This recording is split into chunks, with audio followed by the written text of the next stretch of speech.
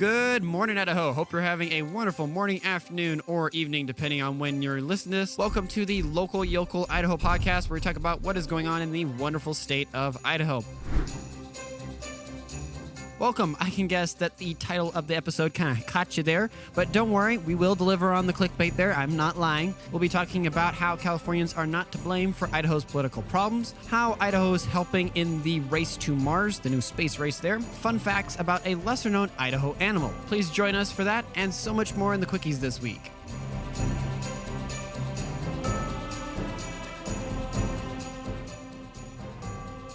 Hey, glad to have you here today with us. Please join us for the morning banter, where we chat with you guys a little bit before we get into it. But I understand if you're short on time and prefer to skip the banter, you can use the timestamp that is down in the description to jump straight over to the stories. First off, welcome. Thank you for everyone that is joining us for the morning banter. I know, in the speed of life and things, sometimes you're like, I just need the information and I need to go. But I'm so glad you stayed and are hearing this, because I know it's probably one of my favorite segments of the podcast, because I would say I do have a distinct habit of liking to ramble. But with that said, for any first-time viewers, my name is Tyler. I'm the host of the podcast and the owner of the Local Yokel Idaho channel and kind of all the stuff we do. Joining me as my co-host is John. He is the editor of all the amazing content we make here at the podcast and the channel. I guess I am the editor of all of the content we make. That's either a really good thing or a really bad thing. I'm not quite sure yet. See, if it all turns out great, then it's a good thing. Then it's a really great thing. If you're like, I don't have any plausible deniability. You're like, I need an event person. Bob, it's your fault. Seriously, I need to go hire someone else. But how are you doing, John? I am doing all right now. The week has been rough, but I'm good now. I finally got a good night's sleep last night. Today's been a good day. Got a bunch of work done on various projects, and that's a good thing. So I'm doing pretty good now. Also, it snowed outside, and that was fun. The kids had a lot of fun with that, and I enjoyed watching it from my window where I was working. Yeah, it snowed, and for me, I'm one of those people, like, whenever it snows, my spirits instantly get lifted. I could be crushing with stress and a bunch of deadlines and everything, but it snowed. Come on, man. It's an amazing day. There's no way it couldn't be. But snow is awesome. Hopefully your kids enjoyed it. Oh, yeah, they were up and they had their snow gear on first thing. As soon as they came upstairs and saw that it was snowing outside, they were all about it. And it was great. Yeah, they love it. I love it. I grew up in Michigan where it snowed, but it was terrible. But, I've loved the snow. I love snow sports. It's good fun. And if you have cool toys like snowblowers, it gives you a chance to pull those out and play with them, which sadly I don't have, but I have 5 small children who take care of that for me. They're more of the comedy special snowblower, okay? Watching a bunch of kids out there trying to figure out how to get the driveway shoveled is more entertaining than having a snowblower. That's true, although I will say the older ones have figured it out and actually do good work now, which is kind of nice. That is nice. It's nice that you're like, oh, cool, I'm going to go walk out, and the one spot that doesn't need to have any ice when you're getting into the car actually doesn't have any ice because the snow all got properly shoveled.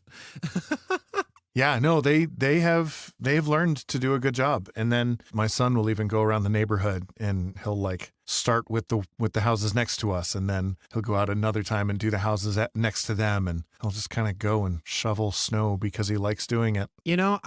Funny story, when I was growing up there in Boise, we lived really close to a park, kind of one of those neighborhood parks that's tucked away, and I got done shoveling our driveway. And I was like, well, as a homeschooler, I got the snow day off, which you'd think, well, you don't have to go to school, so you have school every day. But, thankfully my mom was very gracious and we had a snow day. And so I did that. And then I sat there and I went around the neighborhood and I shoveled all the other driveways for all the different neighborhood friends and stuff and people that I knew. And so I helped shovel a bunch of those driveways, and I was still like, well, I got more of the day. And if I go home and I go inside, I'm not going to be out in the snow, and I want to be out in the snow. Well, what am I going to do in the snow? And I'm like, well, snow shovel. So what I ended up doing is I went to the park, and I didn't do a full, how a sidewalk is kind of like almost 3 shovelfuls, right? Or 2 maybe if you've got a big shovel. I only did 1, but I did shovel a path around the entire length of our neighborhood park. Wow. And I had way more fun than I should have doing it, but that definitely passed the day away. And it was one of those times where when you're younger, you think, oh, it's cold, cold, cold. I got to have all this clothing on to keep me warm. And that was kind of the first moment I realized, well, if you're being really active out in the snow, I don't need half this gear. So by the time I had gotten like halfway through the whole park, I pretty much all I had was like my snow bibs on at that point, and I had my jacket like cinched around my waist as I was shoveling snow. Yeah, I have a similar story, but I was skiing, and I was skiing at Taos, which is a New Mexico ski resort. Well, I was snowboarding, but anyway. And it was towards the end of the season, and it was getting a little bit warmer. And I got to the point where I was just getting too hot. And I ended up, for like the latter part of the day, I just had my snow pants on, and then I had a t-shirt, and that was it. And I was wearing my gloves because, you're snowboarding, you're going to get your hands in the snow, and if you don't have gloves on, it's cold. But yeah, t-shirt and snow pants, and it was awesome. The viewers, I don't think have spent, obviously, as much time as I have with you, but that is a very fitting answer for what I would expect you to do. Yep.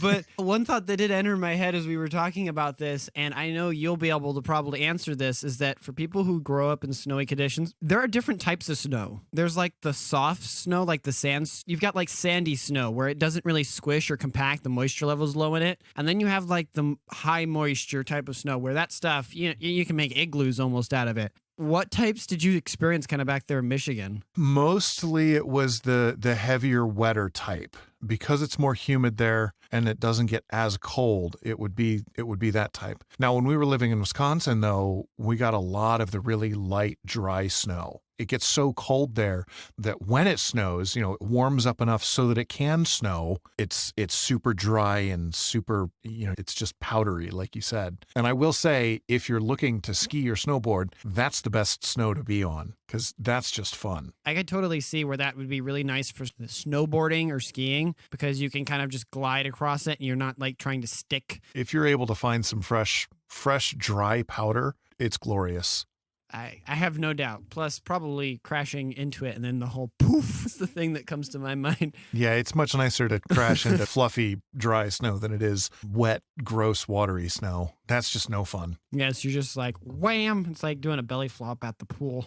Yeah, no fun. No fun at all. Right. But with that said, last week, for those that either didn't hear or did, we put a poll out for you guys looking at kind of the future formats that we're thinking about with the podcast. One of them was to sit there and take the standard format we have with like a banter and then the main episodes and then like shorter stories or quickies, and then shrink that down and then dice that up across Monday, Wednesday, and Friday. The other option, the second one that we had there, was one where we were going to say, hey, we're going to still have the main show on like Sunday. It'll just be main stories though with a banter and then kind of a closing out. That way it'll be shorter. That way it'll be more concise for you guys. And then like the quickies, there's the shorter stories we do would come out during the week on like a Wednesday or something. And then anything else like interviews and special segments and different stuff that we're planning and working on, those would also come out during the week. It seems in the polls that we're leaning towards doing the latter of kind of having the main episode on a Sunday. I definitely agree that I'm kind of leaning there too as I've thought about it and shoot over it throughout the weeks and then kind of interacting and talking to people.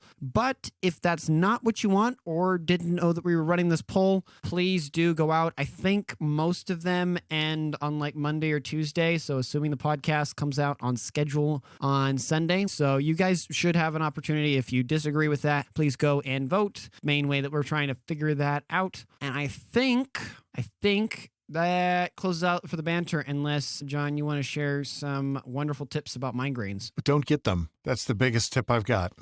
Let's move into the news here and on from things that cause headaches. Starting off our first news story, and sadly, I kind of lied. It starts off with politics, so there might be a little bit of headaches. My bad. Ada County GOP under audit. This comes by the Boise Dab by Margaret Carmel. The Ada County GOP is undergoing a financial audit initiated by the Idaho Republican Party under the leadership of Chairwoman Dorothy Moon. This development follows a complaint from 17 party members against the leadership of former Chairman Victor Miller and the subsequent resignation of Miller and 5 other leaders. Moon has been critical of Miller, alleging that the local party hadn't paid its dues to the state party to cover investments in Ada County's races. This conflict has led to a lawsuit from the Bingham County Republican Central Committee against the state party, revealing tensions between more conservative Republicans like Moon and their more moderate counterparts. The critics of Moon, including Miller, argue that the infighting distracts from the larger mission of keeping the Republican Party in power. However, Moon denies these allegations, stating that the accusations are merely a projection from an old guard upset about losing their power. The audit was sparked by concerns raised in early 2023 about the Ada County GOP's financial accounting. Moon accused the local party of underpaying the state's party nearly $34,000.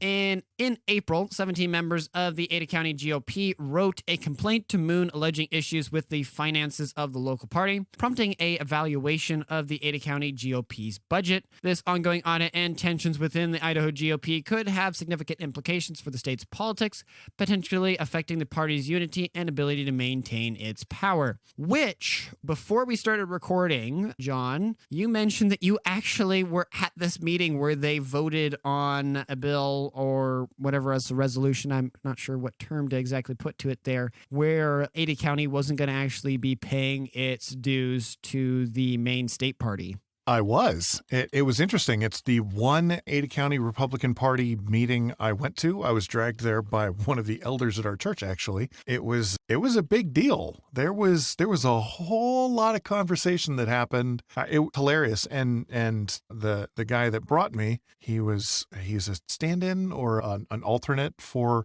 whoever the person in his district is. And so he was telling us all about it and telling us what was going on. And he was just laughing his butt off at the ridiculousness of this. And the arguments seemed to be now, and this is going back to April, so a bit of time. Yeah, my memory might be a bit hazy, but from what I remember, the two sides, the one side that didn't want to give their dues to Idaho GOP, they were saying that the state party takes the money from Ada County and disperses it throughout the state. And those that wanted to continue giving said, no, the state actually gives more money to GOP or more money to Ada County than makes sense given population percentages and all that stuff.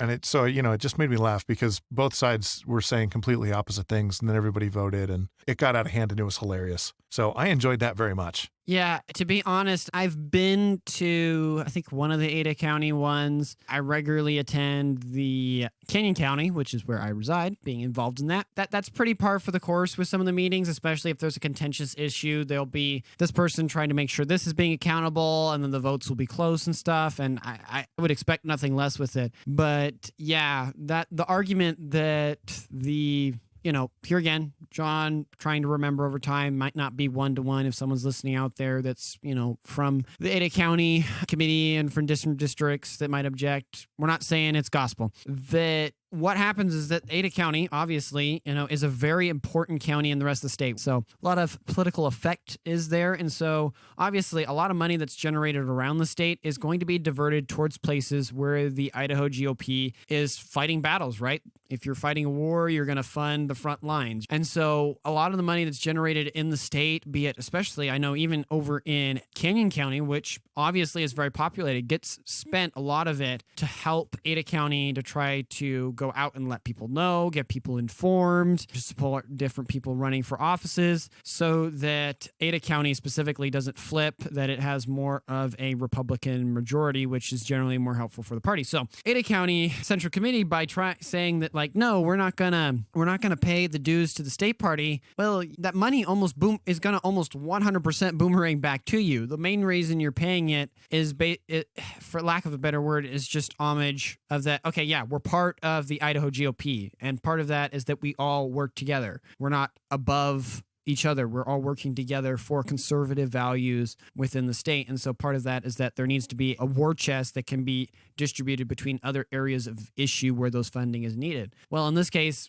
most of that money is just going to come right back to Ada County. So they've kind of shot themselves in the foot for something they would have already gotten. Seems to be that way. And it makes me laugh at the pettiness of people who have and want power or authority or control, because people who drive for those things start ignoring things that actually matter. So it's a thing that made me laugh, and now seeing it again makes me laugh again, because now there's a lawsuit, or I guess it's just an audit, but an audit is going to cost even more money. Just makes me laugh. Yeah, I think also kind of like zooming out to kind of a 100-foot look at the situation, I think it's kind of a growing trend where you have the more traditional, more maybe libertarian, more centrist type of Republicans within the Idaho Party. Many of them are born and raised Idahoans that kind of sit on that middle line of wanting to play nice and get along in that and everything. And then you have the other half, which are people that are that more conservative, more, how would I put it, like a populist, conservative, Christian type of conservatism and Republican type of ideology is kind of growing. And I think you're kind of seeing those two butting head, because Dorothy Moon, definitely I would say, is on that second class, a little bit more kind of a Trumpish, populist, more of that modern strain of conservatism and Republican. And that's kind of clashing with some of that old guard that obviously they're in Boise, that have been around for a bit. And I think that's why you're seeing a little bit of this rubbing and then the results with this audit and other things happening around the state. But it'll be interesting to see thus far.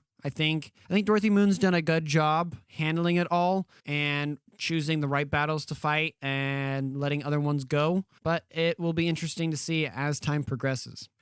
Now, moving on to a story that's a little less political, but definitely just as fast and crazy. Idaho named the West fastest land animal. This comes by the Boise Dev by Ann Daly. So, have you ever wondered what the fastest animal is in the world? Well, of course, we all have. The cheetah. But have you ever wondered what the fastest animal is in little old Idaho? Probably not, but I bet you can't guess what it is. If you want to, you can pause the episode or the podcast here and see if you can guess correctly before we start. So, I'll give you a little bit of a pause there. Now, the answer is the pronghorns. They are often mistaken for antelopes, a common sight in Idaho's vast open countryside. These animals are considered the fastest land mammals, not only in Idaho, but the Western Hemisphere, capable of reaching speeds up to 60 miles per hour and sustaining speeds of 30 to 45 miles per hour over long distances. According to the Idaho Fish and Game, while a cheetah may outpace a pronghorn in a short distance race, the pronghorn would win in a long distance race.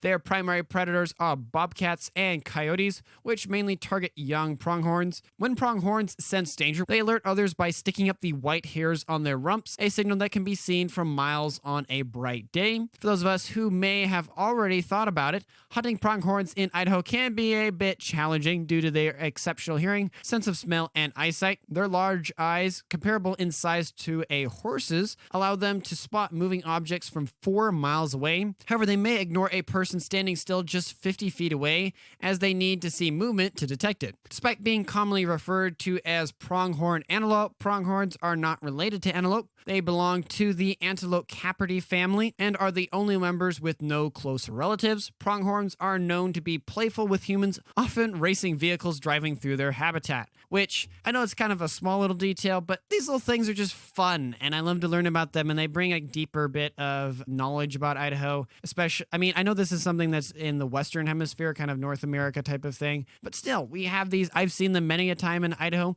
Granted, I haven't experienced the latter kind of fun thing of them racing vehicles per se, but I didn't know about this all. I was kind of kicking myself because usually I like to think of these weird things and I'll go look them up and know kind of these facts, but I did not know this one at all. I can't say that I did either, although the point about them being able to win a race against a cheetah, that makes sense. Most animals that can run distance can beat a cheetah because cheetahs, well, they suck at it. They got burst speed, baby. They're good sprinters, but that's about it. But yeah, no, it's interesting. I didn't know that pronghorns were that fast. It's insane. Yeah, 60 miles an hour. Like I can't remember the exact statistic, but I want to say like about 50%, maybe a little less, of all roads in Idaho are like 60 miles an hour. Yeah, no, that's pretty cool. That is pretty darn cool. Have you actually ever seen one, John? So yeah, I was out going down towards Twin Falls, and I was with my father-in-law and my son, and we were looking for fishing or we were just driving around. I don't really remember, but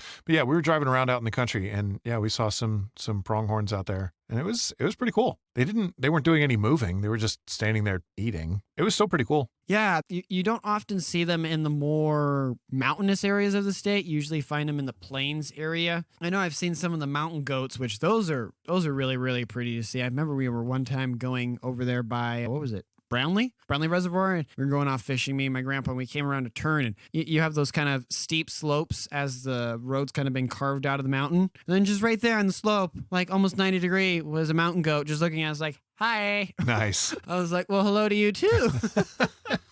Don't take my fish, all right? That's all I ask. Just stay up there, and I'll go down and fish in the canyon, okay?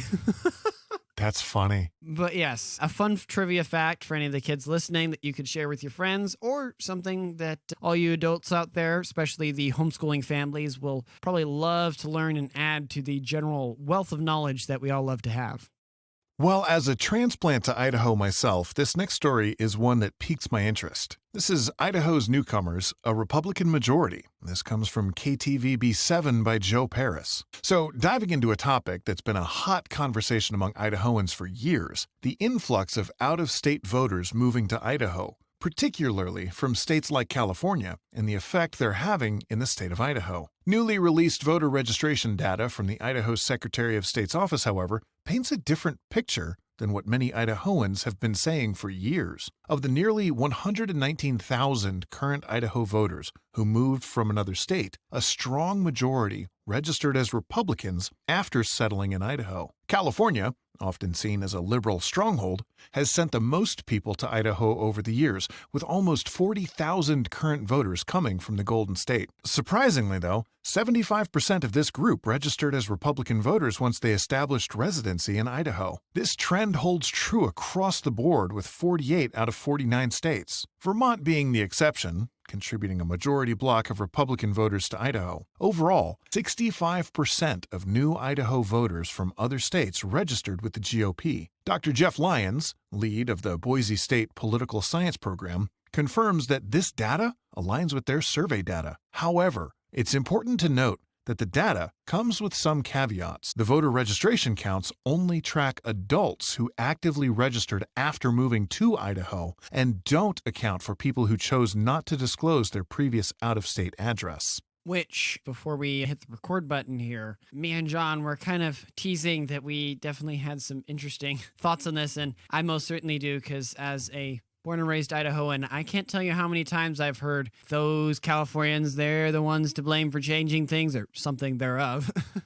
Yeah, so it's interesting, and it's a conversation I've had with several people, and one of the thoughts is more of a shift in values. So at some point, we talked about the Overton window. When it shifts, so the Overton window being the realm of things that are seen as normal, right? From far left to far right. You go too far outside and you're crazy either way. So the Overton window kind of shifts left and right as the group of people changes. Well, so in California, seemingly, and this is just me thinking out loud, but in California, it seems that the Overton window is further to the left, which means that people that are to the left in California are further to the left than people that are to the left here in Idaho, at least generally speaking. But it also means that people that are on the right, or are typically aligned with the GOP, tend to be further left than those who are in Idaho. And so people moving here from very liberal states, they might be registering as Republicans, but their values might still be reflecting kind of what they're moving away from. And that's not true for all cases, because I know several people from California who don't think that way. But I do know that the majority of Californians, or at least the Overton window in California, has shifted left. It's the same in Colorado. It's the same in New Mexico. It's the same in Virginia.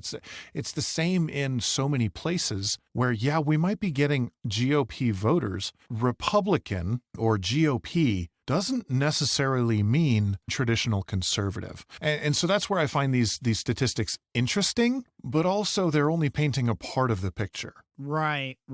Which, an interesting thing I would throw your way, John, and interesting to get your kind of perspective after you kind of have that one, which is, and I think most people who listen to the show know, I regularly try to make sure to go to a lot of the different political events that are going on in the Treasure Valley. When you go to different events, or just if you watch the legislature, if you look at the people who are consistently, regularly passing really conservative laws. So if we're talking about that, we're talking about like pro-life, anti-LGBTQ curriculum in schools and in the medical field, right? You're looking towards funding towards maybe more Christian or Christian Judeo type of policies with that kind of background in mind being passed, right? That's kind of that more, what would I call it?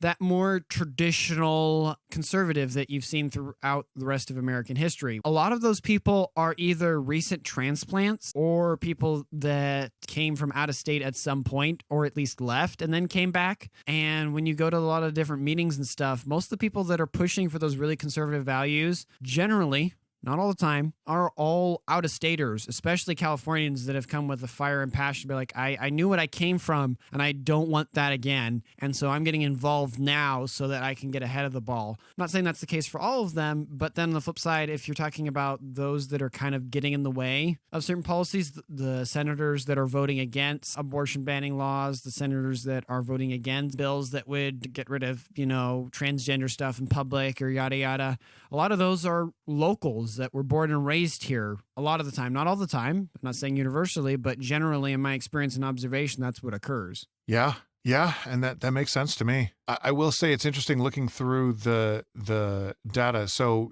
in the article, and then we'll have it posted in the document that goes along with the podcast.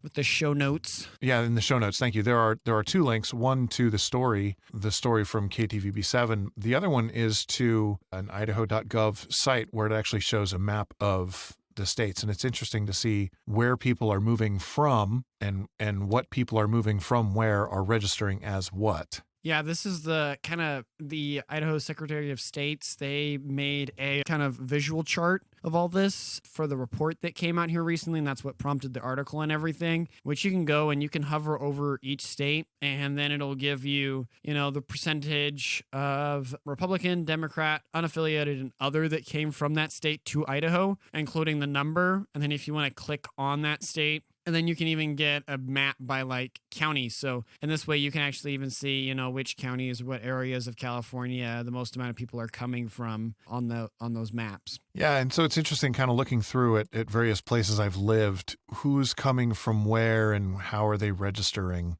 Although, all right, now I am upset now with the Secretary of State's website. Oh, no. Because I moved from Winchester, Virginia, and I'm almost positive that I am a registered Republican voter here in the state. But their data only has 2 Democrats and 4 unaffiliated. So I don't know which one of those I am and which one's my wife, but my wife is one of the unaffiliateds, and I guess I didn't move here. So... I wonder when the culming data for this came out or when it was added. I don't know. Because, the speed at which government moves. Right. But yeah, that makes me laugh because I apparently don't live here. Also, it's funny if you go over here, we're just messing with it live here for you guys, so fully genuine reaction. If you go over to Portland, Oregon, it's 46% from Portland, Oregon were Republican. So that's 400 people from Portland to Idaho, with 263 being Democrat, 253 being unaffiliated, and 1% other. And well, it would be interesting to be able, if as you zoomed out, if they actually lumped places together. Because it would be interesting just to see the overall numbers of the Portland metropolitan area, taking into account Portland and Beaverton and all of those other places. I don't know them, so I'm not going to name them all because that would be dumb of me. But it would be interesting. So I think the bigger story here is less about Idaho and more about these places. because the story that I see that's being told here is that Republicans in droves are leaving these places. So like that's the big story that I'm seeing. Well, with Republicans voting with their feet, that in the past it was like, well, I don't like that California is liberal and all the laws and stuff, but my family's here and we've been here for 3 or 4 generations or whatever. And we really, the history, which there's a certain amount of importance to that. And I don't deny that. That shouldn't be taken lightly. I think some people don't think that is, but I really do. But then they're finally saying, no, enough is enough. No, even as much as, maybe we've been in California, maybe we've been in Oregon, or maybe we've been in Washington, the close states to speak of, right? But no, it's too far now. We're going to vote with where we live. We're moving to the nearest really conservative bastion. Well, then Idaho's great. You can go to Idaho. If you've got family still there in California, you can visit. It's not a horrible drive. It's the perfect kind of bastion for Republicans that want to still stay out west, but move to a state that more better aligns with their ideas. Yeah, I can't tell you how many people I've talked to who have moved from California, and their first, you ask them where they're from, and they're like, well, I'm from California, but I'm not one of those. I've never met someone from California who's like, yeah, I'm from California and I'm one of those. That like proudly, like, here's my badge. It says California right there on big letters. Okay, don't you forget. But anyway, the bigger story, I think, is the national story about who's moving from where and who's, like you said, voting with their feet. We're seeing Republicans or conservatives at this point. We're doing a lot of voting with our feet and our dollars. And it's starting to have an effect on any number of things, from Budweiser to Twitter to Disney. And it's fun to see. It's fun to see change. We'll see what happens, but it's interesting to see. Right. For someone, there are always people, I feel like, in certain decades and ages that sit there and say, oh, if I can only go back to that decade or that, age or whatever, that was exciting. There were things happening. I think a lot of people are going to look back a bit at these years, especially after COVID, and I would say just about Trump time, as much as some people might not want to call it that, but 2016, and be like, yeah, a lot happened. I lived through a lot of history right there, because there are a lot of things. There's a lot of shaking up, changing of norms that are occurring, both in Idaho and the U.S. broadly. But speaking of big things and not talking about politics at all, we'll move on to our next story here, which is Idaho's crucial role in the race to Mars. This comes from the East Idaho News by Michael Wilner. For any of you who have listened to the podcast for any length of time, I love space stuff and nuclear. Well, we have a story here that covers both of those, so it's going to be a fun one. But starting off with some context, in the last 5 years, China's rapid progress in space exploration has made the U.S. intelligence community a little concerned. With a rover on the moon's far side, a space station orbiting the Earth, China's advancements have ignited a new space race between Washington and Beijing. This time, the ultimate goal is to send a crewed mission to Mars, with each nation vying to be the first to land humans on another planet, specifically Mars. The success of America's mission may hinge on a team of scientists based out of Idaho Falls. Engineers at the Energy Department of Idaho's National Laboratory, or INL, are leading a nationwide team to enhance the capabilities of nuclear thermal propulsion, technology that NASA hopes will cut the travel time to Mars by half. This ambitious project could transform the future of human space travel. NASA aims to reach Mars by 2040 and is working on an entirely new technology for the mission. With conventional technology, launch opportunities to Mars come along just once every 26 months, so missing a launch window could mean a delay of several years. And if something goes wrong mid-flight, the crew will have to be on its own in deep space. Idaho National Laboratory is working to enhance control over the velocity of the engine, increasing its efficiency, and control its heat generation. Cutting their travel time could reduce many of the logistical hurdles and risks currently burdening the mission, which the article in question here did not go very deep into it, so I will give a little bit of it, which is there was a piece of technology during the Cold War era with rockets that we developed, which basically, for lack of a better word, is nuclear-powered rockets. Totally fine for us to use. We're not irradiating the atmosphere when we use those. What usually happens is you have the bottom part of the rocket that gets the whole thing into space, so the first stage, because usually most rockets have a first and a second stage. I think the Apollo had a 3-stager, but the first stage, that gets you up into kind of low Earth orbit. rocket. Second stage kind of uses to maneuver you. And that third stage is usually what's used to kind of punch you out into space, especially if you're going after the moon or Mars. But with nuclear type of rockets, what you do with the first stage, you have a standard type of propellant type of rocket, be it solid or liquid fuel. That gets you up in space. And then when you're up in space, then you use the nuclear rocket. So for those of you that know about space, space is already very radioactive, like a lot radioactive. So us burning nuclear rockets out in space, kind of spewing nuclear into space, really doesn't change it at all in the drop. It's kind of just a drop in the can there. But the cool thing with it is that the amount of energy we get from it, from the thrust to weight ratio, is immense and can be way more efficient than propellant rockets, and you get a lot more bang for your buck there. I know they were testing it, and I don't remember. I might have to look it up as we're recording here. I don't think NASA actually ever launched a nuclear rocket into space. Not talking about nuclear missiles, but I do know it is a very promising technology up there with like the Aerospike and other stuff, which I'm really glad they're kind of taking this and reevaluating it for kind of these future plans as we reach out into the stars more. Yeah, that's interesting. I know that there are several people who are interested in going to Mars, and it's an interesting, exciting thing. I'm not 100% sure what the ultimate implications are. But having said that, there are so many things that we use on a daily basis right now that came out of the space program that are just kind of byproducts of it, that I am pretty much all for letting NASA and smart people try to continue doing crazy things, because it just ends up helping everybody because we get cool things out of it. Right. Which, two things. One, cool things invented. I will add one that I learned recently that I didn't know about. So, when you're like driving on the freeway, and especially when you go into like the different turns, I think Karcher has one and Eagle has one where you have those big, like, they're on ramps, I think. Well, no, the Karcher one's an off ramp. The Eagle one is an on ramp, but they're those big round loops, right? Well, when you're driving them, do you ever notice how they're kind of like grooved, especially also on the freeway that you have grooves there? That was a byproduct where NASA, with the space shuttle program, they had a problem where the space shuttle was coming to land on the runway and they weren't able to keep it going straight. Well, they added grooves in the runway and then it was able to actually stay straight when it landed. And so then that translated into the private sector for roads and to help cars not skid off sharp embankments or different road surfaces. Well, there you go. That's interesting. I didn't know that was a byproduct of space travel. I didn't either. I found it out about like a week or two ago, but I was like, oh, that's cool, on top of memory foam. Because everyone, I think most people know that memory foam was developed by the space program, but there's so many little things. But also, with that said, the second point I wanted to make, which kind of to have a little bit of discussion there with you, John, which is why go to Mars? Well, at the time, why was it even a good idea for Columbus to go to try to discover this new world? It took money, it took time.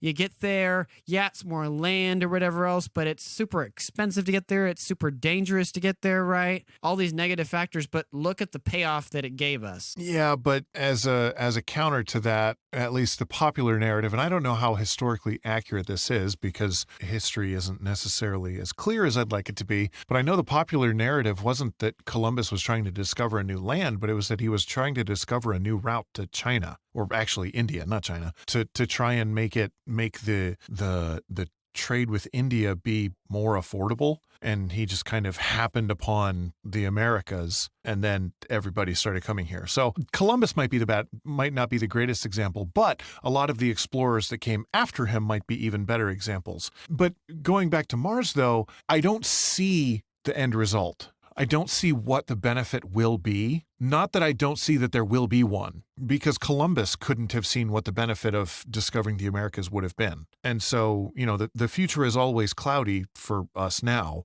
Hindsight is 2020, but prophecy doesn't really work very well. So I don't know. I will be interested to see what happens in the next, 300 years. Part of those will be here. The other part will be up in heaven looking down, hopefully. Yeah, and we'll see what happens, unless Futurama talking heads become a thing, and then we just get to be in a talking head museum. Oh, no, don't get on that. Oh, what the reference.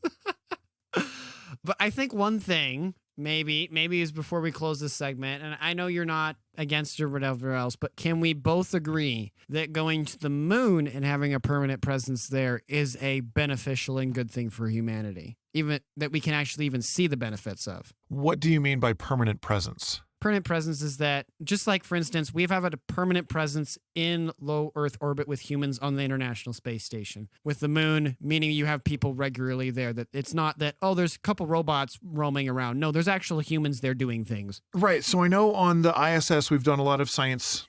I'll end the statement at that. We've done a lot of science, and discoveries have been made, and cool things have happened. And so we've been able to advance in science because of it. I know that the moon has a lot of natural resources that could be very beneficial. I guess outside of that, so now you get into the colonization conversation, and colonization was great for certain groups of people. It was great for the Puritans.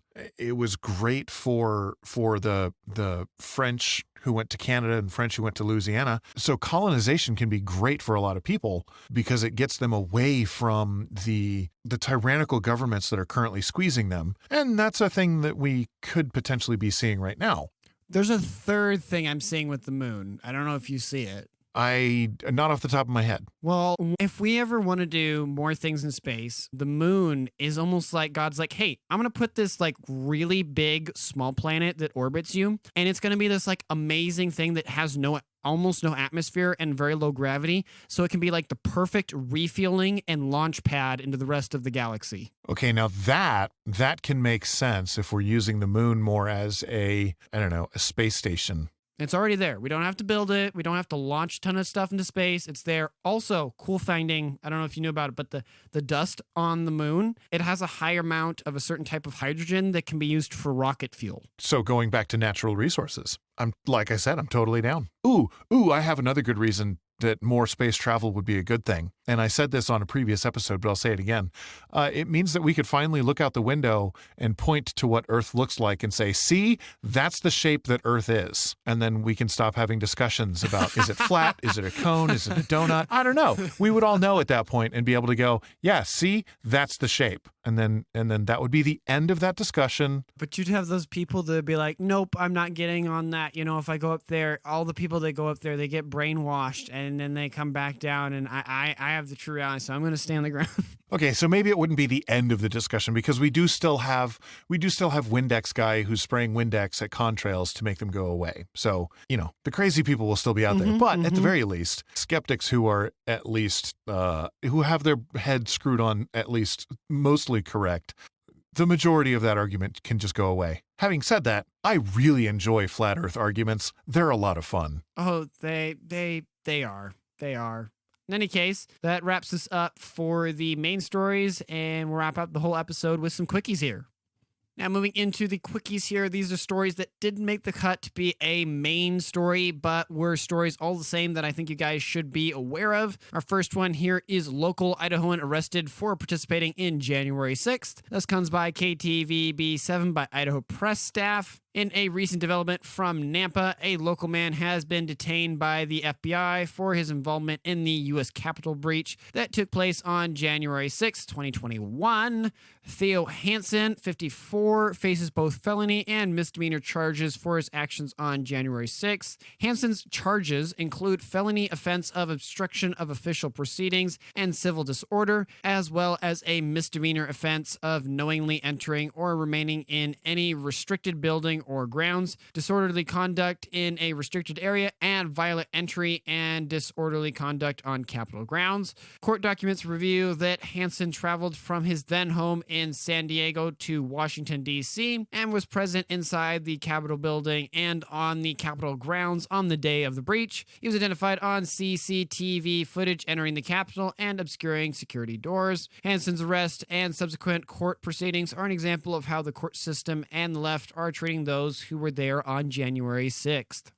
But speaking of things going on in the Treasure Valley, one here that's a little bit more sweet. Boise's Great Harvest Bread Co. seeks new ownership. This comes by the Boise Dad by Gretchen Parsons. Great Harvest Bread Co. has been a staple in Boise, serving freshly baked bread and homemade soups and sandwiches. Now, after 7 years at the helm, owners Heather and Zane Colby are planning to sell the bakery, but they are assuring customers that the beloved bakery isn't closing its doors.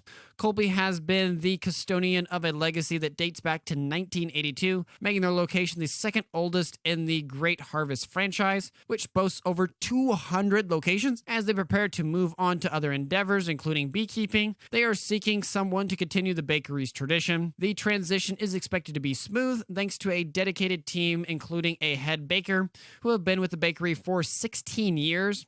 While the new owner may put their personal touch on the bakery, it will remain part of the Great Harvest family. The Colbys are yet to find a buyer, so the timeline for the transition remains uncertain. However, they are committed to ensuring that the bakery continues to serve the Boise community as it has for the past 39 years. So moving on from bakeries to brewing battles, we have the battle between St. Luke's and Ammon Bundy. This comes from the East Idaho News by Sally Krutzig of Idaho Statesman. In a significant turn of events, St. Luke's health system has emerged victorious in its legal battles against activist Ammon Bundy. The health system, which earlier this year won a defamation case against Bundy and his associate Diego Rodriguez, has now taken ownership of Bundy's Emmett property and succeeded in getting Bundy's websites removed from the internet.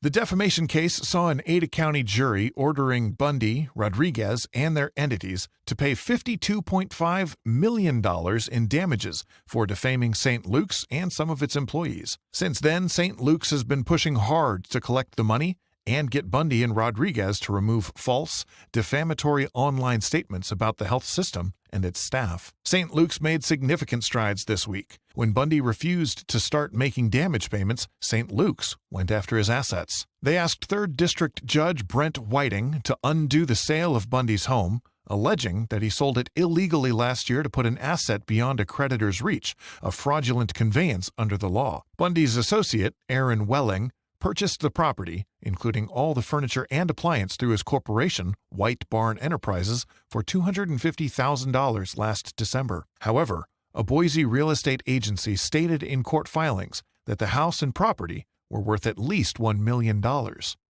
In a twist, Bundy's current whereabouts are unclear. His wife, Lisa Bundy, made statements on social media last month suggesting that her family was moving. St. Luke's also succeeded in getting defamatory statements removed online, and entire websites run by the defendants were stricken from the internet. Web hosting services removed sites run by the Bundy-founded People's Rights Network, Freedom Man Press, run by Rodriguez, and Bundy's campaign website.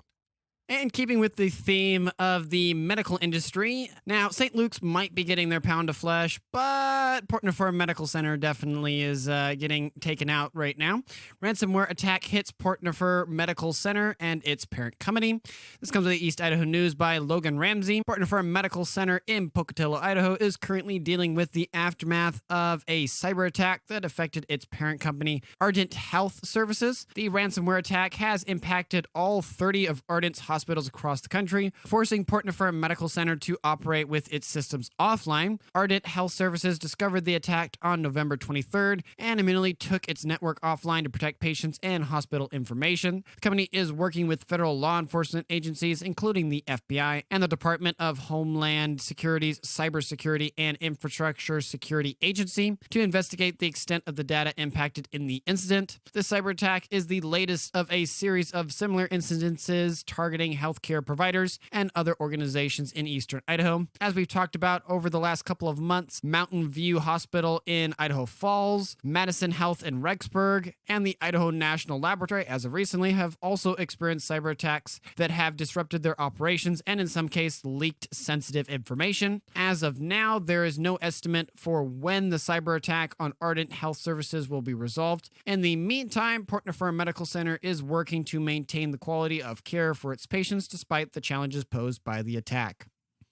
Now, coming back over to the Treasure Valley, we have Nampa City Council seat open for applicants. This comes by KTVB7 by staff. The city of Nampa is seeking a resident of District 3 to fill a soon-to-be vacant council seat. The vacancy is due to a 2020 bill requiring cities with a population of over 100,000 to redistrict, which led to the previous city council member, Natalie Jangala, running for and winning the election in District 2. The city has open applications for District 3 council seat, and the appointed resident will serve until the end of 2025. The interested resident must send a resume and a letter outlining their qualifications to the mayor's office. The mayor and the city council will interview the applicants who make it to the final selection. Mayor Debbie Kling encouraged applicants who have been actively engaged in the community and have previously participated in the local boards, commissions, or nonprofits to apply. Residents can visit the city's website to find out which district they live in, and for further information about District 3 seat, they can call the mayor's office. So moving from council seats to boat seats, Tamarack Resort to build a new marina. This comes from KTVB7 by staff. Tamarack Resort in Idaho has officially signed a 20-year lease with the Idaho Parks and Recreation Department for the construction of the marina at Tamarack Resort. The marina, whose construction is pending an environmental analysis from the Bureau of Reclamation, will feature 200 boat slips, on-water fuel access, boat mooring facilities, and a rental and retail facility. It will also offer expanded parking for guests and a rental fleet of motorized and non-motorized watercraft. Construction is set to begin as soon as the Bureau of Reclamation completes their environmental analysis, which is anticipated to be in early 2024. The resort aims to complete the project by summer of 2024, with the marina opening on Memorial Day. At the time of the initial opening, the resort will have 70 boat slips available, along with the other facilities. The marina will be public, with seasonal slips available from Memorial Day to October 1st every year.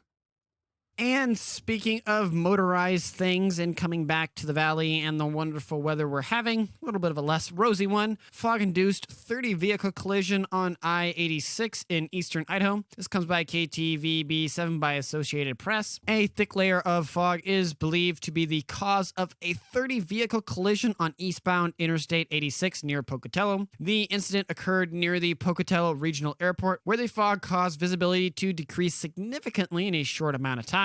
The sudden slowdown of vehicles led to a chain reaction, resulting in a multi-vehicle collision. One person with minor injuries was taken to the hospital, while several others were transported by personal vehicles. The aftermath of the collision blocked traffic on I-86 between exit 56 and 59 for 7 hours, allowing emergency responders and tow trucks to assist those involved and clear the scene. Idaho State Police were investigating the collision and have determined that a heavy rolling bank of fog contributed to the wreck. The investigation is still ongoing, though, and it is unknown if anyone will be charged or receive citations. In light of the incident, police are warning drivers to practice caution, especially in poor weather.